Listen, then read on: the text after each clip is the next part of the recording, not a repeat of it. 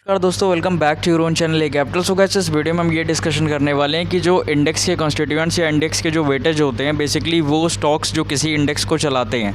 अब आप जैसे मेरी वॉच लिस्ट देखो तो आप इस वॉच लिस्ट को भी चाहो तो प्रिपेयर कर सकते हो। जैसे मैंने ये जहाँ पे जो पहली वॉच लिस्ट है 1 2 3 है, तो ये देखो वॉच लिस्ट में यहाँ पर मैंने सिर्फ इंडेक्स ऐड करके रखे हुए हैं। ठीक है, ऐसे ही अगर आप देखोगे तो सेकंड पे देखो तो निफ्टी 50 इंडेक्स ऐड है और निफ्टी 50 का हाई वेटेज स्टॉक्स हैं। फिर बैंक निफ्टी है और बैंक निफ्टी के हाई वेटेज स्टॉक्स हैं। अब ये एक जो स्टॉक्स मैंने यहाँ पे ऐड किया हुआ है, ये सबसे टॉप वेटेज है। सबसे ज़्यादा वेटेज HDFC बैंक का है, फिर रिलायंस का है, फिर ICICI बैंक का, फिर इन्फोसिस का है। तो इस तरह से मैंने मल्टीपल वेटेज वाले स्टॉक्स जो है, मतलब बेसिकली वो स्टॉक्स जो ज़्यादा वेटेज रखते हैं, उसको इस तरह से अरेंज करके रखा है ताकि मेरे लिए ईजी रहे वॉच करने के लिए। ठीक है, HDFC बैंक सबसे ज़्यादा वेटेज है, फिर ICICI बैंक का, फिर एक्सिस का, फिर कोटक का है। तो इस वीडियो में हम फिर निफ्टी का डिस्कशन करेंगे। निफ्टी फाइनेंशियल सर्विसेज जो इंडेक्स है, ये भी एक अच्छा इंडेक्स है ट्रेड करने के लिए। ठीक है, निफ्टी फाइनेंशियल सर्विस इंडेक्स के जो हाई वेटेज स्टॉक्स हैं वो हमने यहाँ पे लिस्ट पे ऐड करके रख लिया है। तो आप देख सकते हो कि ये इनके टॉप वेटेज स्टॉक्स हैं।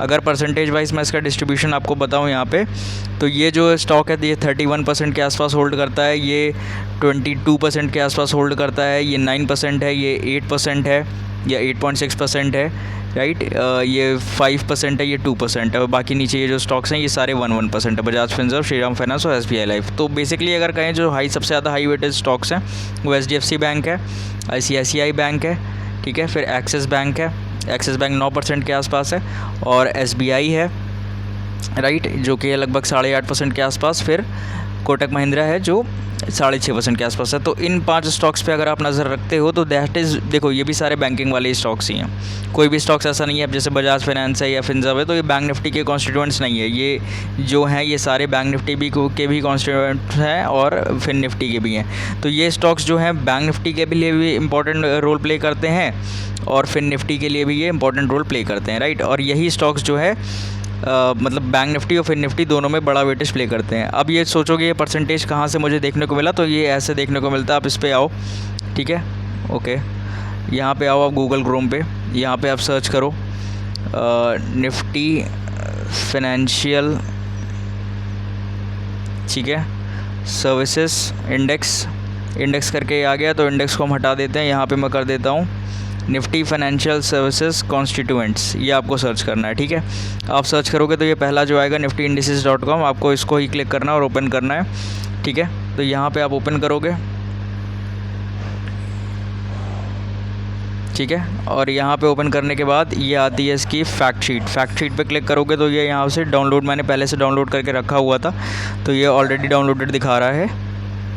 ठीक है, तो अभी हम इसको डाउनलोड अगेन कर लेते हैं। डाउनलोड अगेन हो जाएगा और यहाँ पे ऐसे ही आपको ऑप्शन मिल जाएगा ओपन करने का, तो यहाँ से ये ओपन हो जाता है। ठीक है, आपको सिर्फ यहाँ पे आना और यहाँ पे देख लेना है ऐसे।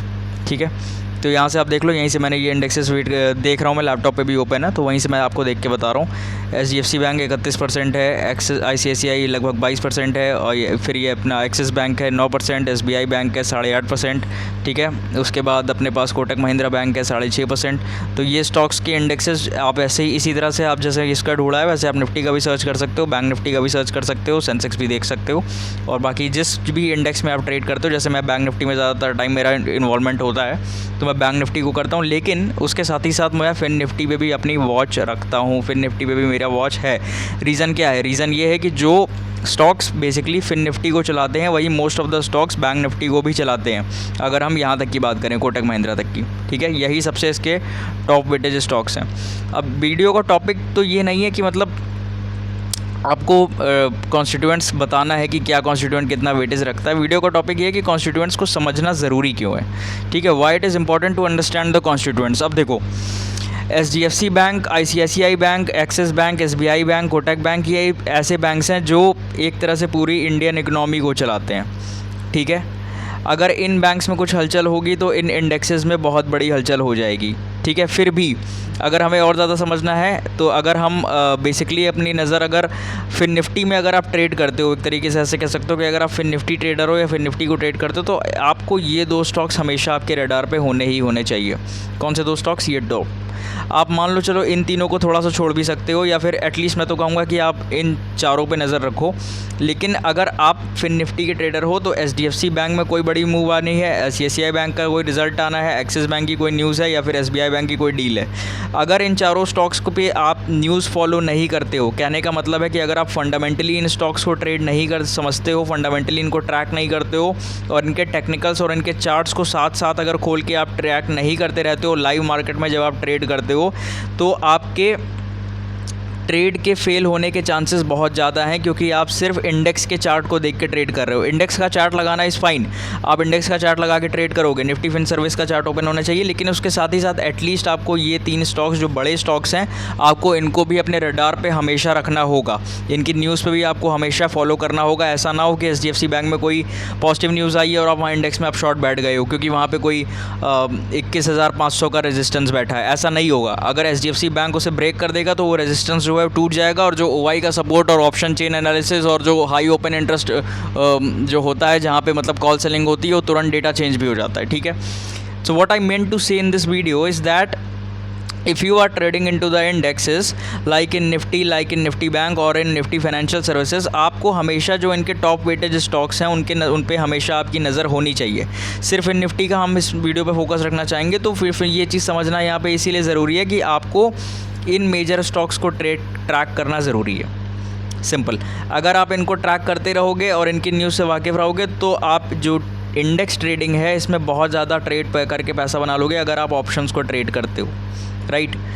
HDFC बैंक, ICICI बैंक, दाव सही चल रहा है तो खेल जाओ, दाव सही चल रहा है तो आप जो है निफ्टी फिन सर्विस की कॉल को आप ख़रीद सकते हो या पुट को शॉर्ट कर सकते हो। ठीक है, सो इसीलिए आपको वेटेज का तो आपको पता ही होना चाहिए। हो सकता है कि काफ़ी सारे लोगों को नया तरीका पता चला हो वेटेज चेक करने का, कि वेटेज चेक कैसे किया जाता है, but it is very important कि आप वेटेज को चेक करते रहो, क्योंकि ये जो वेटेज हैं ये भी इसमें ध्यान रखने वाली बात है, ये weightage time to time change होते रहते हैं। ठीक है, कभी कभी ऐसा होगा कि ICICI ऊपर हो जाएगा, HDFC नीचे हो जाएगा, एक्सिस बैंक का वेटेज बढ़ा देंगे, SBI का वेटेज घटा देंगे, कोटक महिंद्रा का वेटेज अनचेंज रखेंगे, या बजाज फाइनेंस हटा के कोई और स्टॉक ऐड कर देंगे। तो you need to follow the index very thoroughly. News basis पे आपको ट्रैक करना होगा, स्टॉक बेसिस पे ट्रैक करना होगा, डेली बेसिस पे आपको इसे समझना होगा। ठीक है, तो जब आप इंडेक्स को ऐसे ही समझ सकते हो जब आप स्टॉक्स की उनकी नज़र रखोगे। अगर आप इन स्टॉक्स को ट्रैक नहीं करते, एक एग्जांपल दे रहे हैं, अगर आप एग्जांपल लिख लेता हूँ, अगर आप इन स्टॉक्स को ट्रैक नहीं करते हो और आप बैंक निफ्टी या फिन निफ्टी में सिर्फ इंडेक्स चार्ट देख के ट्रेड करते हो तो आप बहुत बड़ी गलती कर रहे हो। ठीक है, it is important, very important to track the stocks, to track the major stocks of Fin Nifty before आप उस इंडेक्स में ट्रेड करके एंट्री लेके कॉल बाय करो या पुट शॉर्ट करो, या पुट बाय करो या कॉल शॉर्ट करो, जो भी करो। ठीक है, लेकिन जो उसके कॉन्स्टिट्यूएंट्स हैं जो उसको चलाते हैं उन पर नज़र रखना बहुत ज़्यादा ज़रूरी है, राइट।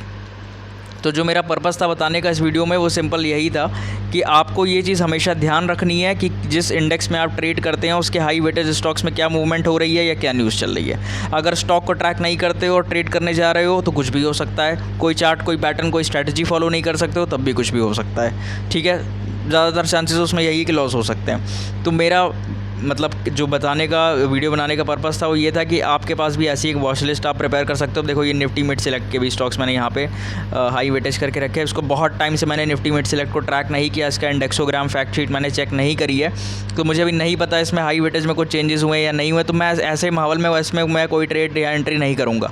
अभी मैं जिस चीज़ पर फोकस कर रहा हूँ, मैं हमेशा उस चीज़ को आपको रिफ्रेश्ड वे में अप्रोच करना होगा सही तरीके से, तब आपको समझ में आएगा कि एंट्री लेना चाहिए या नहीं लेना चाहिए। तो इंडेक्स में ट्रेड अगर करते हो, इंडेक्स के ऑप्शंस में अगर ट्रेड करते हो, तो एक watch list high weightage stocks की विद इंडेक्स, और एक ऐसी वॉच लिस्ट जहाँ पे सारे इंडेक्सेस आपके लगे हों, मतलब बेसिकली मेजर इंडेक्सेस जैसे जो होते हैं, को PSU बैंक भी है, फार्मा भी, IT भी है। तो यहाँ से जनरल आइडिया, एक जनरल ट्रेंड मुझे दिखता रहता है मार्केट के टाइम में।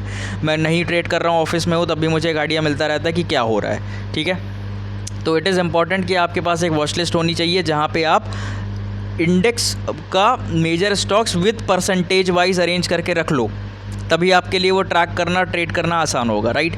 सो guys, that's all about this video. Thanks for watching, do like the video, subscribe the channel as well. Thanks for watching.